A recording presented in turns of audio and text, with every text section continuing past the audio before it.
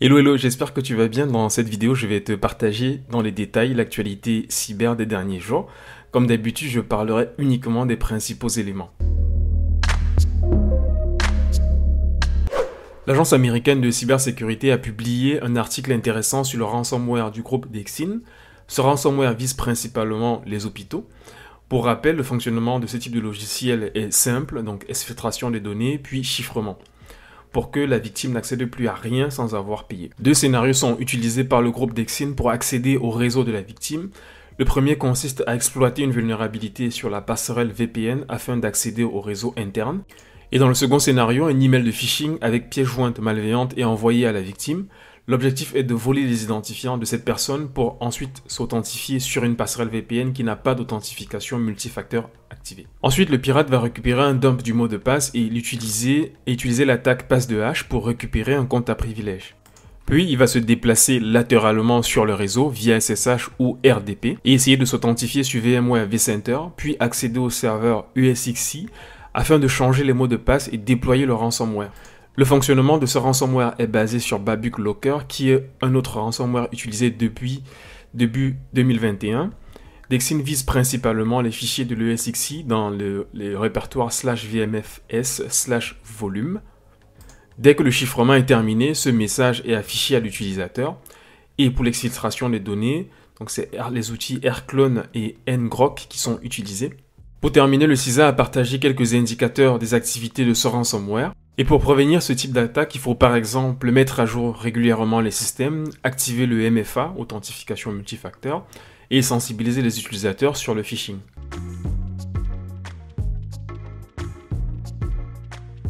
Le 13 octobre 2022, Apache a publié cet article qui parle d'un correctif de sécurité sur le module Apache Common Text suite à la faille Text4Shell ou Act4Shell. Les versions 1.5 à 1.9 sont vulnérables à l'exécution de code à distance. Voici comment fonctionne cette vulnérabilité. En fait, Apache Common Text est un ensemble de classes sous le langage Java. Ces classes permettent de traiter du texte ou des chaînes de caractères. Tu peux voir par exemple qu'il existe une classe nommée Alphabet Converter qui permet la conversion de caractères vers un alphabet spécifique. Donc dans cet exemple, A, B, C sont convertis en 0 ou 1. La classe qui pose problème s'appelle String Substitutor. D'après la documentation, elle permet de remplacer des variables dans une chaîne par des valeurs spécifiques. Une variable commence par $accolade suivi du nom de la variable et une accolade fermante. Dans cette classe, certaines fonctions sont vulnérables, donc il s'agit de replace et replace in lorsqu'elles sont combinées à une autre fonction qui s'appelle create interpolator. Replace et replace in sont vulnérables parce qu'elles ne vérifient pas bien le contenu envoyé par l'utilisateur, ce qui peut donc conduire à une exécution de code à distance. Voici un exemple fourni par Zscaler. Donc apache.common a été importé, puis un objet de type string substitutor a été créé. Cet objet porte le même nom que la classe et fait appel à la méthode createInterpolator. Ensuite, une variable output fait appel à la fonction replace qui contient un code malveillant. Cette chaîne permet de créer le répertoire /home/threadlabz avec la commande mkdir. En exécutant ce code, tu peux constater que le répertoire est bien créé. Il est aussi possible d'injecter la commande cat pour afficher les comptes sur la machine. Un POC est disponible sur GitHub et permet de tester si un serveur est vulnérable. Dans l'exemple précédent, c'est le préfixe script qui a été utilisé.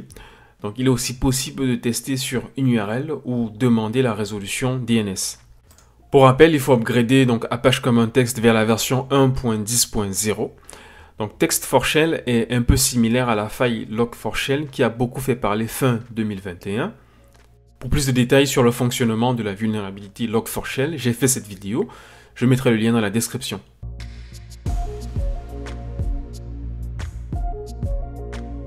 La société Guardio a publié cet article intéressant. D'après Guardio, ces extensions ajoutent du code malveillant sur les navigateurs Chrome et Edge. Donc j'ai vérifié, elles ont été supprimées de Chrome Store et de Edge Add-ons. Voici le fonctionnement de l'attaque. Donc une publicité sur une page web force l'utilisateur à installer une extension via un pop-up. Dès que l'extension est installée, un nouvel onglet s'ouvre sur le navigateur de la victime et elle sera redirigée vers plusieurs sites, dont un qui fait appel à getcolor1.php qui contient plusieurs scripts et un tableau qui contient plus de 10 000 domaines qui seront appelés donc, via cette extension. Enfin, l'utilisateur est encore redirigé vers une publicité. Donc pendant qu'il y a des redirections, l'extension installe du code malveillant pour intercepter les recherches de l'utilisateur. Comme tu peux le voir sur cette démo, cette extension change l'URL google.com vers autre chose. Cette extension permet aussi d'injecter des liens d'affiliation dans certaines pages. Donc ainsi, le pirate pourra récupérer quelques commissions sur les achats effectués par la victime. Et pour terminer, voici les domaines associés à ces extensions malveillantes.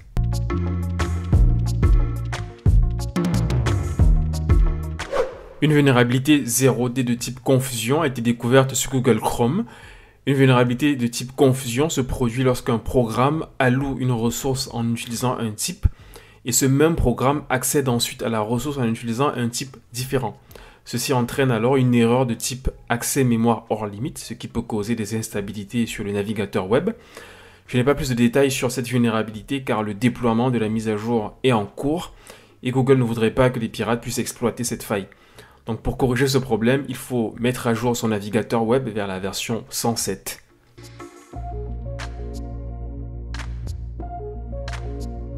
Medibank, premier fournisseur australien d'assurance maladie, a été victime de cyberattaques. Tout a commencé le 13 octobre lorsque Medibank a constaté une activité anormale sur son réseau. Donc la société a alors pris des mesures pour bloquer et réduire les effets de cette attaque. Ils ont notamment arrêté certains serveurs. Ces actions ont eu un impact sur les services d'assurance santé AHM. Puis le 14 octobre, une communication a été envoyée aux utilisateurs et tout est revenu à la normale vers 17h30. Puis le 17 octobre, le directeur de Medibank a dit qu'ils ont probablement été victimes de ransomware, mais ils n'ont pas constaté de fichiers chiffrés. Le 18 octobre, ils ont encore coupé l'accès au portail des utilisateurs. Puis le 19 octobre, Medibank reçoit un message d'un groupe de hackers qui aurait volé des données. Le lendemain, un autre individu va contacter Medibank en envoyant la preuve qu'il est en possession des données d'utilisateurs de Medibank. Parmi ces données, on retrouve le nom, l'adresse, la date de naissance, le numéro d'assurance maladie, le numéro de téléphone, les informations de santé et les numéros de carte de crédit. Le 20 octobre, il y a eu une conférence de presse de la ministre de l'Intérieur Claire O'Neill pour parler de cette cyberattaque. Elle a proposé à Medibank l'aide de la police fédérale australienne. Claire O'Neill a aussi avoué que l'Australie a 5 ans de retard sur les lois et les politiques liées à la cybersécurité. Le 26 octobre, Medibank confirme encore l'attaque. Les données personnelles de santé de plusieurs utilisateurs ont été volées. Donc les personnes qui utilisent l'outil AHM, les données des étudiants internationaux et les informations sur les remboursements de leurs frais de santé, les données personnelles des clients de Medibank et les informations sur les remboursements de leurs frais de santé. Medibank a ajouté que cela représente environ 200 gigaoctets de données pour 3,9 millions de clients et Medibank estime qu'elle devra dépenser entre 25 et 35 millions pour améliorer sa cybersécurité. Cela traduit donc l'ampleur des dégâts de cette cyberattaque. Avant de te présenter la prochaine actu, n'oublie pas de t'abonner à la vidéo si tu aimes ce contenu. Je travaille dans la cybersécurité depuis quelques années et je partage quelques astuces sur ce domaine et sur les technologies en général. Et je publie 1 à 2 vidéos par semaine.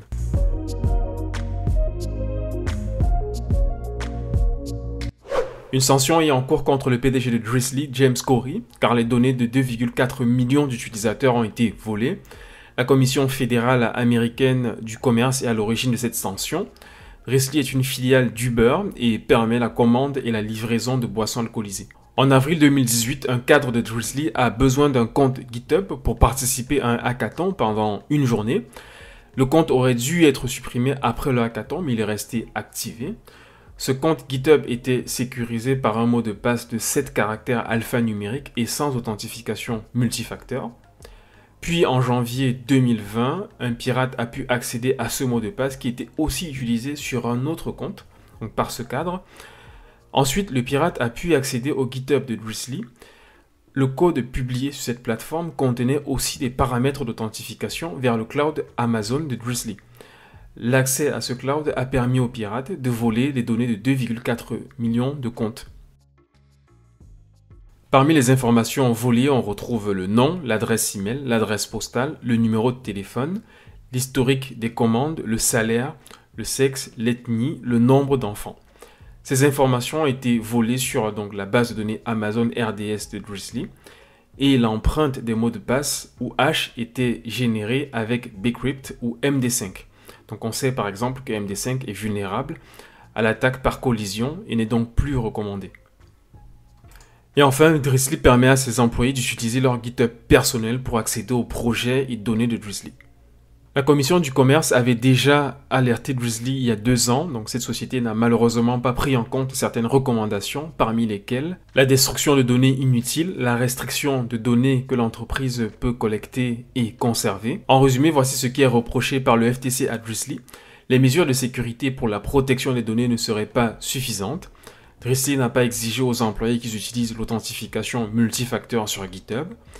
Drizzly n'a pas limité l'accès des employés aux données personnelles. Il faudrait qu'elle élabore une politique de sécurité adéquate sur la protection des données. Il faudrait sensibiliser les employés.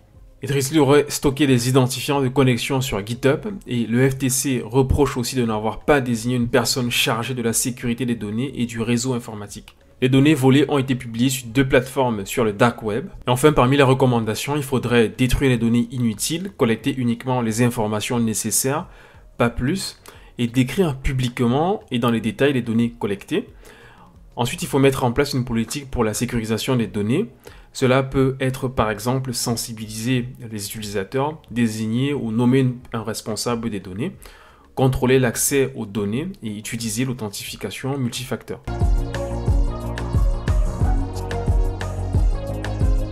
Citicket, entreprise spécialisée dans la vente de billets électroniques, a été victime d'un incident de sécurité. En fait, la branche américaine de Citicket a envoyé cette notification à ses utilisateurs. Dans cette communication, suite à une investigation avec Visa, Mastercard, American Express, Discover et la police, donc le pirate a pu accéder aux informations de carte de crédit de certains clients. Le plus choquant est que l'attaque a commencé depuis le 25 juin 2019.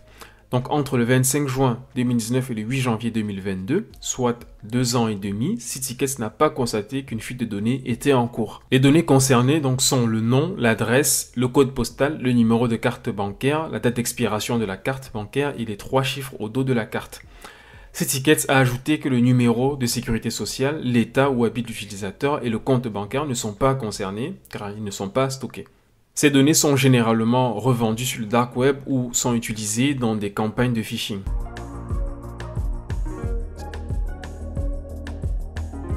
Une petite parenthèse en Hollande où un jeune de 19 ans a été arrêté par la police hollandaise parce qu'il aurait volé des données chez un fournisseur de logiciels spécialisés sur la santé. Plus de 10 000 documents qui peuvent être personnels ou médicaux ont été saisis lors de cette arrestation. En parallèle, NetApp a publié ce document le 25 octobre où elle affirme qu'elle a constaté une vulnérabilité le 17 octobre sur leur application Karen Zort, un espace numérique de santé. Cette vulnérabilité permettait d'exfiltrer des données. Donc cette vulnérabilité aurait été exploitée par ce jeune homme de 19 ans.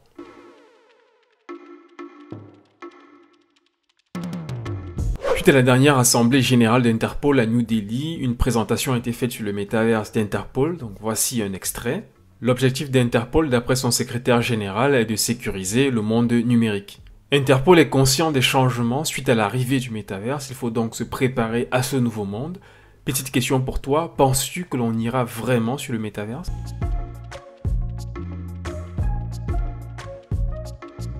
Je termine par le groupe indien Tata qui a été victime d'une cyberattaque. Malheureusement, je n'ai pas plus de détails sur cette attaque. D'après les premières recherches, le groupe Hive serait l'auteur de cette cyberattaque. Voilà, c'est tout pour cette vidéo sur l'actu décalée sur la cybersécurité. J'espère que tu as aimé ce contenu. En attendant la prochaine actu, je te recommande cette autre vidéo. À bientôt.